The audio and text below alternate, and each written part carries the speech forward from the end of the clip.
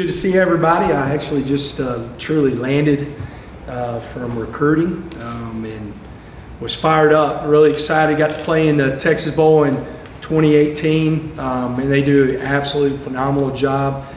So excited to play in that bowl. They treat the players right. It's a great atmosphere. You know, I expect our fans.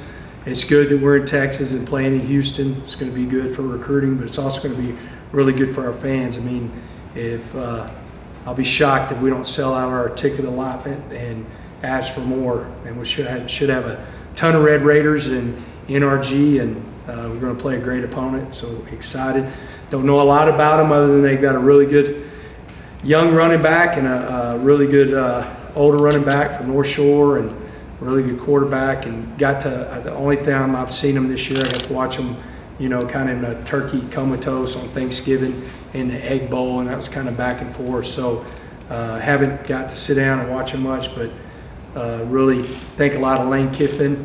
You know, I think his humor and what he brings to college football is much needed.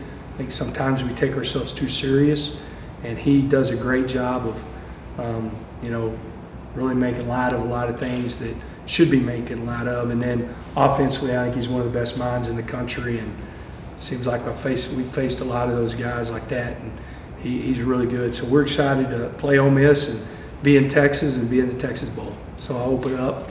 Any questions? Coach, you kind of just mentioned it right there. What does it mean for you guys to be able to close out your season in front of a Texas crowd? You know, it's big. It's big for us, you know, because we're going into an area where we've had some really good recruits, you know, with Tony Bradford and Adrian Fry, Wolf, you know, guys like that, Houston. But it's always good, you know, we've got some guys that are committed to us, and we've got some guys that we want to, you know, get. And so they're going to get to watch us practice. I have some great friends in the high school community that have already reached out today, and we're asking when we practice so they can come watch. Coach Snelson at Dickinson, you know, he's one of my really good friends, and he was like, hey, can't wait to see you. You know, he's retired, but Tony Heath, that was at Pearland, that won a state championship, reached out. And so it's exciting to go to Houston. You know, I've only played in NRG once, and that was in the Texas Bowl against Vandy in 2018. And so I know it's a great atmosphere. I remember singing Friends in Low Places in the fourth quarter with everybody else in the crowd. It was really cool. It was a great atmosphere, and the rodeo that they do before. And I really enjoyed the Texas Bowl, and I know our players, my son was a part of that team. He really appreciated the way he was treated and the events that they had. Do you have any sort of relationship with Coach Kiffin? Have you ever interacted with him? I don't. I've never met him. You know, of course, I've never had a kid play for him. I've had 3 kids play at Ole Miss. You know, and they had a great time. And you know, DeMarcus Lodge, Quincy Adebayo were 2 receivers that had good careers at Ole Miss. But you know, I've never met Coach Kiffin. You know, he'd never come through Cedar Hill whenever I was there, and so. But you know a lot about him. You know, he's a coach's kid. I respect any coach's kid. I mean, his dad was phenomenal, defensive mind, and you know, did so much for not only college football but really NFL football and the Tampa 2 and all the stuff that they, you know, he was so great at. And so I followed him, and of course followed Coach Kiffin's journey through college football, and man, he's at a good place and does a great job at Ole Miss. Coach, there's a lot going on, obviously the bowl game and recruiting coming up, but it's also transfer portal season. Yeah. I just was curious what your approach is to it. Just what do you think about the transfer portal? Has it been good? Do you think for the sport? And like I said, just your approach to it. You know, I think it's really good from the standpoint of you've seen coaches change, and then before the players were locked in, and the coach that recruited them left, you know, either for a better job that he thought was a better job or whatever. And so I think it's an opportunity for the players. You know, sometimes it's scary. I saw a stat the other day that they had like 19,000+ guys go in the portal last year, and only 7,000+ found new jobs. You got a lot of guys giving up a free education, thinking that there's, you know, a better place out there. So it's a little scary. You know, hopefully they get good information.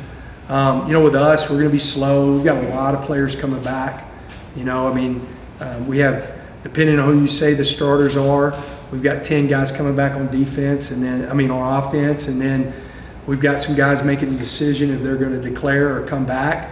So we could have 7 starters coming back on defense. So we want to make sure whenever it comes to that we're really slow. We're doing our homework on players, and they make a huge impact on our team if we're going to bring somebody in from the portal. You mentioned 10 guys back on offense. Are you expecting Chuck to come back? He's got a decision to make. I think it's he's played really well. I think at the start of the year, before he got hurt, he would tell you he'd declare for the draft. Every scout that we talk to, feels like that he has a future on Sunday. And so if he comes out and plays well in this bowl game, does that make a decision where it's like, I think I'm coming out, or does he come back? And at the end of the day, we've got some really good quarterbacks, and you're kind of sitting there going, I expect Tyler to be the starter in the bowl game.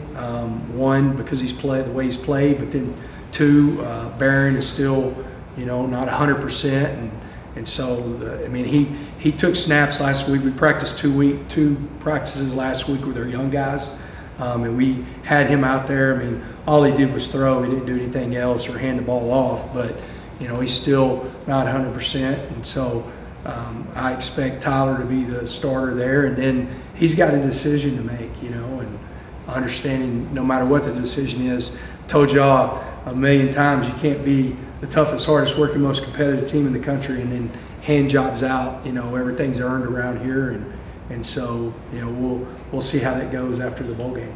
Coach, you just mentioned that a couple of guys are still deciding what they're going to do, but how special is it for a lot of the guys who are Texas natives if they do decide to declare or not come back to finish their careers on other states' turf, really?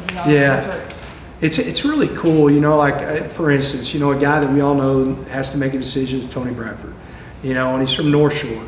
He will say the North Shore, and so he's going to get to go back and play in front of his hometown fans. Adrian Fry. His eligibility is, he's done, and his next step is to get ready for our pro day and everything like that. And so he gets to end in his hometown.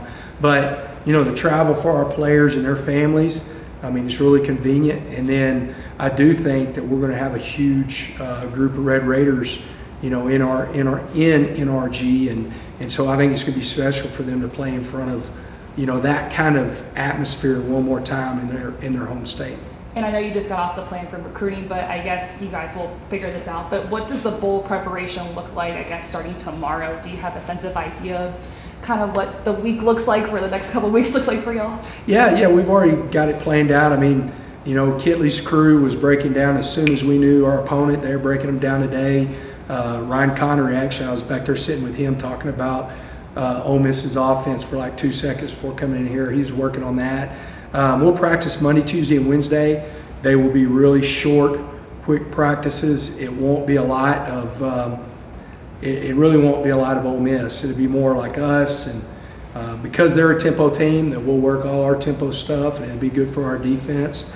And then we go into finals, so there's a gap there that we won't practice, and then we'll really come back.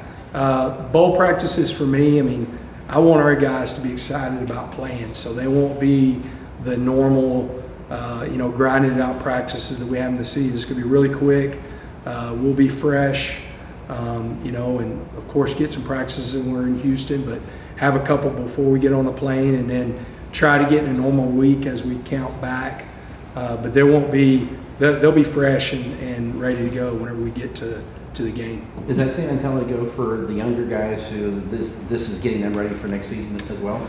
Well, not so. So what we'll do, like last week, we got all our younger guys, and they went through a full pads, very physical practice. So we had a couple like that, and then tomorrow, we'll do a shorter practice, but then they'll come back and have like another 15 minutes of like Indy with the young guys. The next day, it'll be like, okay, we'll have a short practice of an hour, then we'll come back and have like 15 minutes of some period with the young guys. So we're going to really take advantage. The guys that didn't play this year or played very little, they'll get a practice at the end, that'll be more physical. But the guys, 1 and 2 deep, you know, they're going to get ready and try to be fresh and have fun. You know, I always think that the people, whenever you go into a bowl game, the guys that, you know, are prepared but also are excited about playing in the bowl game have the best opportunity to win the bowl game. And so we're going to make sure we have the right frame of mind going into that game. You mentioned before that you've only really been able to watch one game in the Egg Bowl with Mississippi State and Ole Miss. Just kind of that game seems indicative of what their season ended up being, kind of slowing down towards that later half of the year. When they're firing on all cylinders, what do you think they kind of bring to the table now? Shoot. Tempo on offense. You know, there are 10, 11 personnel, really good backs. And then defense, you know, kind of an odd stack, which we've seen a lot this year, you know, physical group. But, you know, at one point in the season, and I don't know enough about them yet to where, was it injury, what it was of, you know, why they, you know, ended up, you know, dropping some games. But I think at one point they were 7-0 and, you know, a top 10 team, and they were, you know, flying around and playing really well. That's the team they are. That's a team I expect to play in Houston, so we got to be ready to play, you know, a team like that. And I do know their young running backs are really good. Got time for a couple more. You were just talking with recruits and their families and everything. Have you seen any benefit of the strong finish that y'all had to the season, the 3-game win streak? Yeah, you know, our guys are really excited. You know, they're in-home visits, and our guys are excited. You know, we've got a bunch of mid-years in that group, and so they're ready to go. And I mean, anytime you can finish, you know, winning your last 3 games and becoming bowl eligible and doing things that haven't been done around here in a while, things that have never been done, you know, you play off of it. You know, there's graphics that Pat and Blake and Matt put out the other day, and he says it's we, you know, it's not me. I promise you, this team and this coaching staff and the support staff, it's the best in the country whenever it comes to just being around each other and being excited about what we're doing. But it's a huge advantage to us getting in the bowl game and whenever it comes to recruiting. Coach, do you have an update on Roderick? Was it a foot, ankle, or I guess what's his? He was ready to go. If we would have played last week, he was good. It was an ankle, and we thought it was worse than what it was. It wasn't. It was more of a, really even wasn't an ankle like twist or anything. It was a bone bruise. We were afraid that there might have been something more in there. Did x-rays, rehab. I mean, he ran and lifted last week, so he was fine. He'll be 100%. I mean, he'll be 100% tomorrow in practice. Coach, going off of Jared's question, you mentioned that graphic with all the stats that you accomplished in your first year. Have you kind of taken a moment to step back and, you know, are you excited that you got the bowl game your first year, another accomplishment? Have you kind of taken a step back and realized as a coach, like, hey, one thing checked off the list for you? Getting 8 wins, then I'll take a deep breath and check that off. That's the last thing to try to, you know, and it's going to be tough to do against a really good football team, but that's kind of the last. I'll take a deep breath after that bowl game.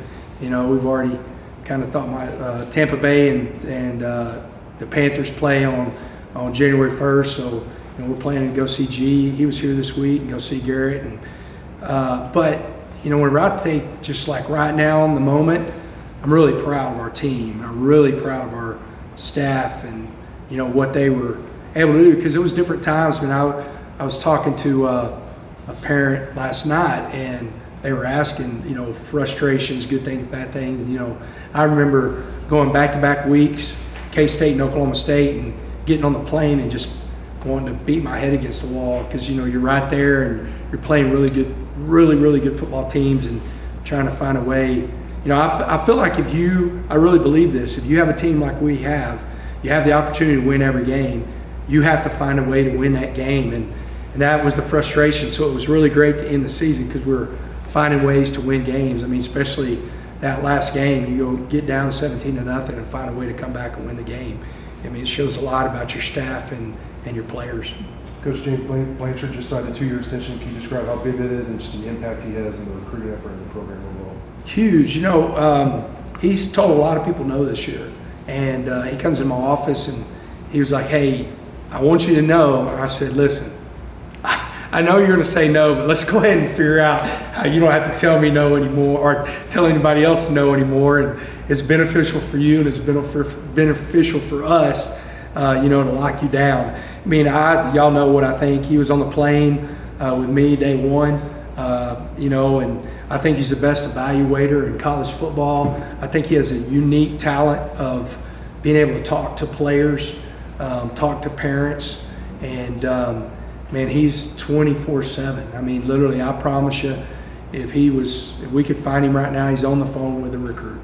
You know, he is talking about something. He's on the phone with a mom. That's his gift. Like the two things that stick out for me for James Blanchard is, one is eye for talent and how he evaluates, but the way he can connect and build relationships at the same time. So he's got this special double-edged. I've seen a lot of evaluators, and they have personalities of cardboard. And then I've seen guys that are not great at evaluators but are phenomenal at creating relationships. That dude has it all. And to get him to, you know, he loves it here and he wanted to be here, but I definitely wanted to make sure that, you know, we had him locked in, and it was a lot easier to say no, because some of the texts that I read, you know, they were throwing all kinds of money at him left and right, and hey, let's let you pick your whatever your title is and all that. And his title, he's a Red Raider, and so he's fired up about being here. I feel like since we haven't really been able to talk to you recently, I just want to get your thoughts on your friend Matt Rule's return to college football in Nebraska. Great for college football, great for Nebraska. That I think it's going to be really interesting. I think he'll, you know, he's usually on this 3-year plan. I think he'll flip Nebraska a lot quicker. I'm excited. I'm really excited. I was honestly, knowing Coach and Pat can tell you the same thing. I was worried that he would sit out and just go stir crazy, because the guy is a ball of energy, and you know, he's not one to sit around, and so it's big, you know. And it's funny, he sent a text the other day. They have the what's next, but it's the capital N, capital E.